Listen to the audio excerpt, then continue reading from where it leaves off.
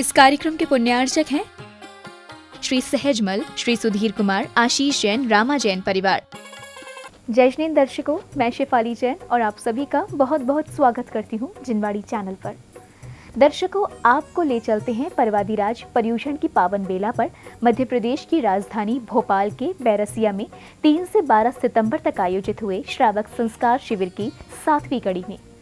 ये कार्यक्रम संत शिरोमणि आचार्य श्री विद्यासागर जी महाराज के मंगल आशीर्वाद से उनके अज्ञानुवर्ती शिष्य प्रशम मूर्ति मुनि श्री अजित सागर जी महाराज, एलक श्री दया सागर जी महाराज एवं एलक श्री विवेकानंद सागर जी महाराज के पावन सानिध्य में बैरसिया के जैन कॉलोनी स्थित श्री विद्यासागर संयम भवन में आयोजित किया गया, जिसमें हजारों श्रद्धालुओं ने सहभागिता की और पूज्य गुरुवर के मंगल प्रवचनों का लाभ लिया।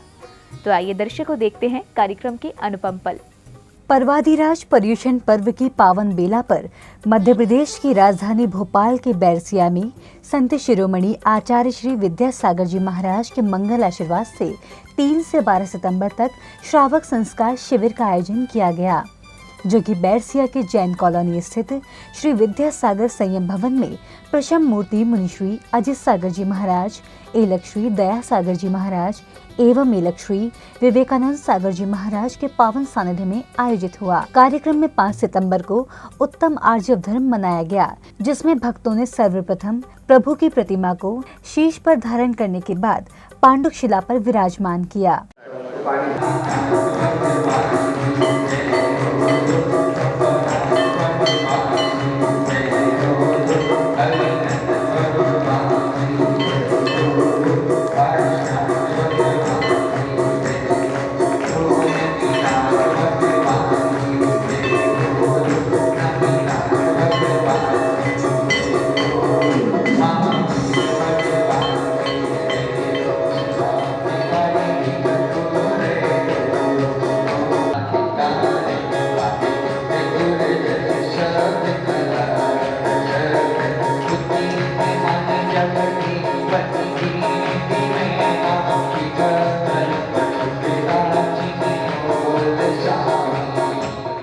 इसके साथ ही जिनेंद्र भक्तों ने प्रभु का जलाभिषेक एवं शांति धारा की।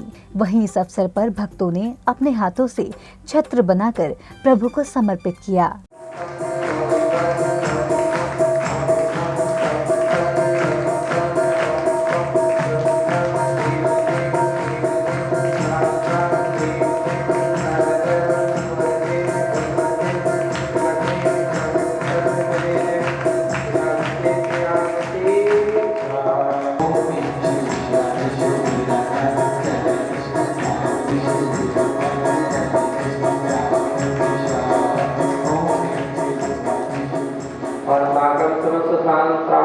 शांतिधारकर्ता परिवार समस्त उपस्थित भक्तजना श्री शांति भट्टारक भागवत साधक सत्संग बलाय आरोग्य करे वृद्धेश्वर भद्र स्वास्थ्य परिषद वर्गणा किसी दक्षुणा ओम श्री विश्वाद्या श्री मधुमाय करत चतुर्वेद द्वारतो अरतो भगवता सर्वज्ञ कर्मकलाभेया अस्माकं समस्त श्रावक श्रेष्ठी परिवार शांतिधारकर्ता परिवार से समस्त उपस्थित भक्तजना योग कृत्य से तन्मंत सद्धारकार से योग कृत्य से तन्मंतुना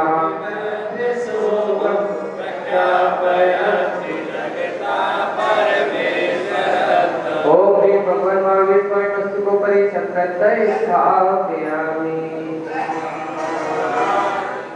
इसी श्रृंखला में भक्तों ने प्रभु के समक्ष श्रीफल अर्पित किए और प्रभु की प्रतिमा का प्रक्षालन किया। वहीं श्री जी की मंगल आरती उतारी।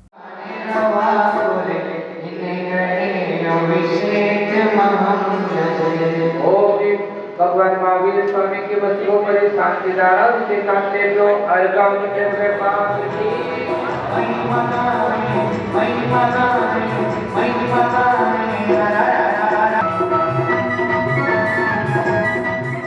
आरती करने के बाद गुरुदेव के सानिध्य में भक्तों ने अपने अपने थालों में अर्घ्य लेकर मांगलिक पूजन किया।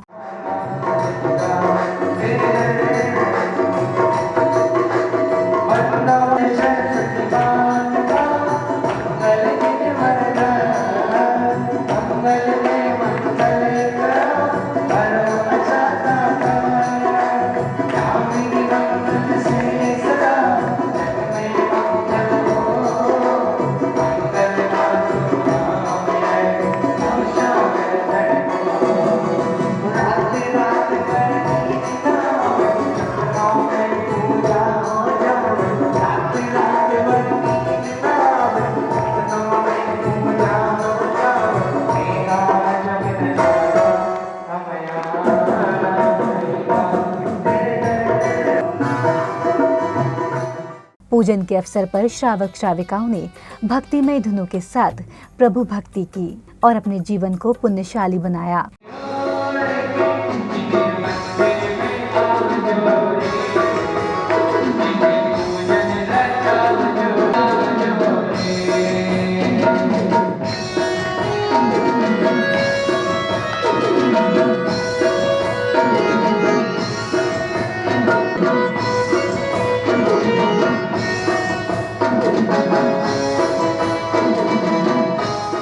उत्तम आर्जव धर्म के दिन परम पूज्य प्रशम मूर्ति मुनिश्री अजित सागर जी महाराज ने अपने मंगल प्रवचनों से श्रोताओं को उत्तम आर्जव धर्म के बारे में समझाया, जिसे सुन श्रोता मंत्रमुग्ध हो उठे।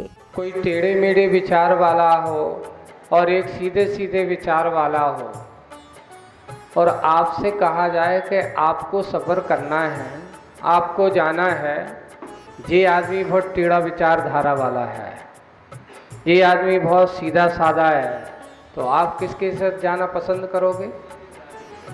सभी। कोई अपना चाहता है महाराज जो सीधा साधा है ना, हम तो उसके साथ जाना पसंद करेंगे, क्योंकि टेढ़े मेढ़े विचारधाराओं वाले आदमी का कोई भरोसा नहीं है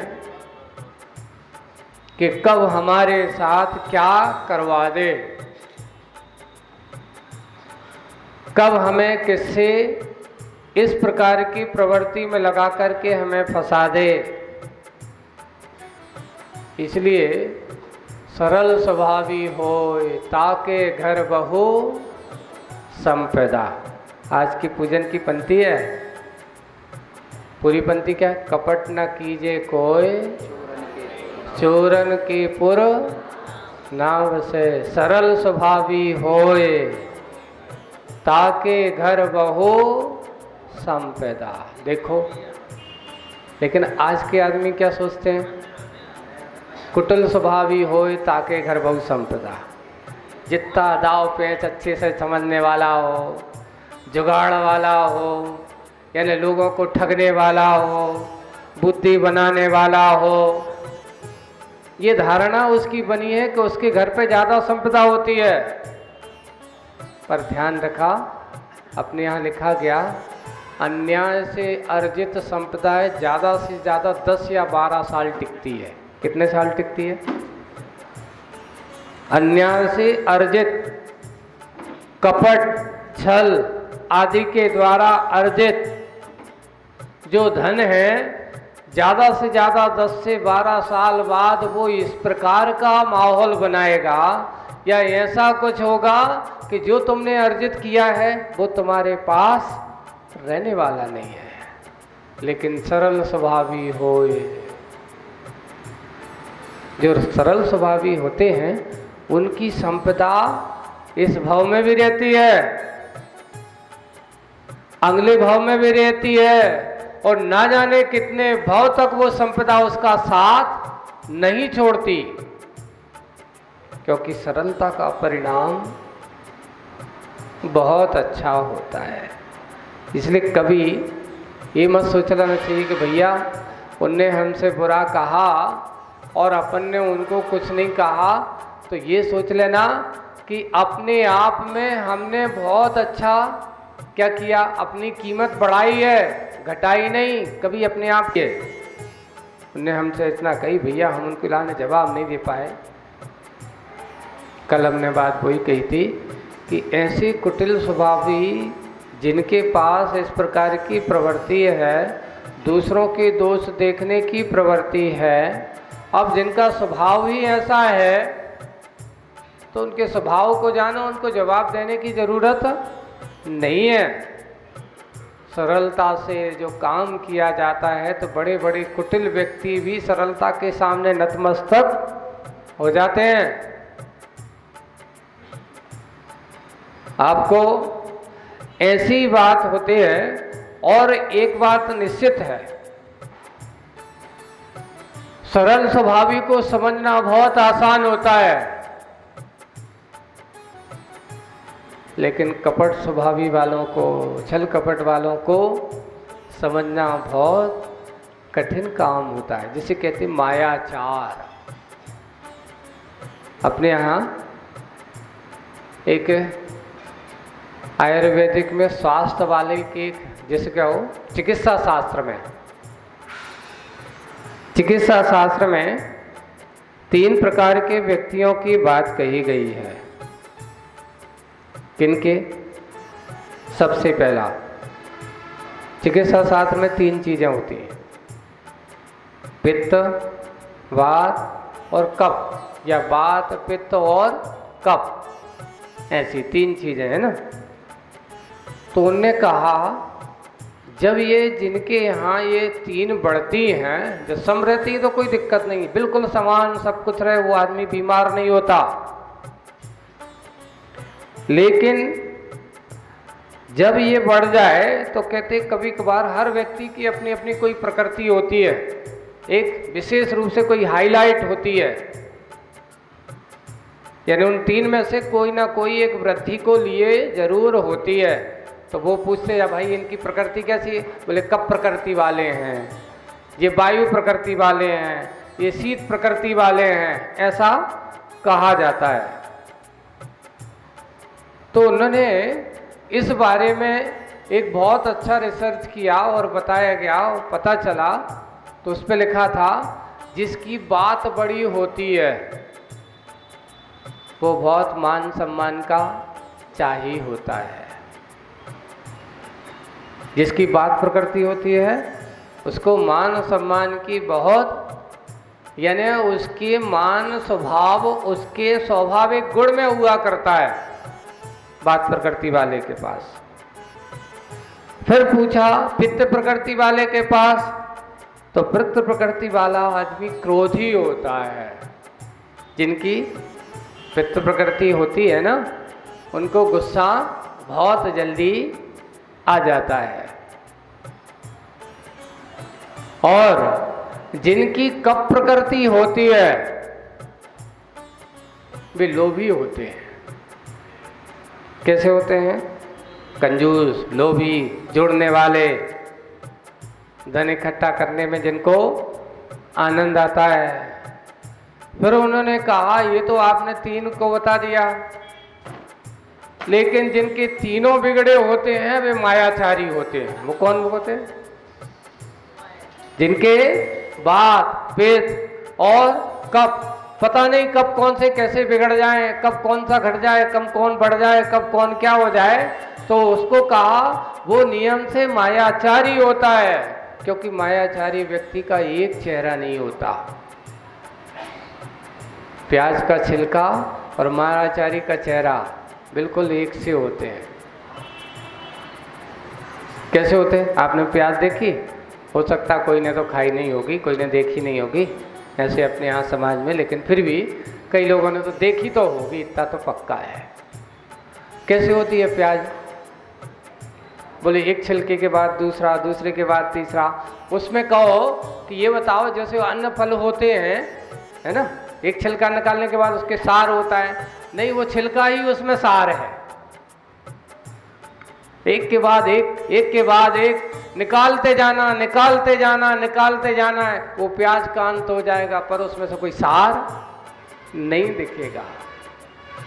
जैसे प्याज के छिलके वाले का एक छिलके के बाद दूसरा, वैसे ही कहते हैं मायाचारी वाले व्यक्ति का एक चेहरा नहीं होता, दिखने में तो एक दिखता है, लेकिन उसके चेहरे बदलते रहते। बहुरूपिया, कैसा होता है वह? बहुरूपिया, माहौल देख करके गिरगिट की तरह रंग बदलने वाला मायाचारी व्यक्ति कैसा होता है? गिरगिट क्या करता बताओ? अभी जैसे देखना, अभी प्राय कर सावन भादों में गिरगिट अपना रंग हरा बना करके रखता है। कैसा बना के रखता है? क्यों? चारों तरफ हरियाली रहती है, हैं? और चारों तरफ हरियाली रहती है तो वो क्या करता है कि जो छोटे छोटे जीव रहते हैं वो आकर के पेड़ों पर बैठते हैं, और वे धोखा खा जाएं कि यहां कोई उसको डर नहीं है, और वे जाकर के निडर होकर के उस पर बैठते हैं, और ये छुपा बैठा था वैसे ही कलर में, और जैसे ही बैठा उसने जा कर के झपटा। ये कहलाते हैं गिरगिट की तरह रंग बदलने वाले जो होते हैं, कैसे मायाचारी व्यक्तियों के ऐसे कहा उसका परिणति। और जैसे ही अभी जैसे दीपावली तक जाएंगे, अब आप देखेंगे उसके बाद उसका रंग लाल होने लगेगा। क्यों? हरियाली समाप्त होने लगती है, मिट्टी में लालपन जो जहाँ जैसी रहती ना, या जहाँ जैसे क्षेत्र में रहता काली मिट्टी वाला तो काला रंग बदलने लगता है, लाल मिट्टी में रहता तो लाल जैसा रहता है।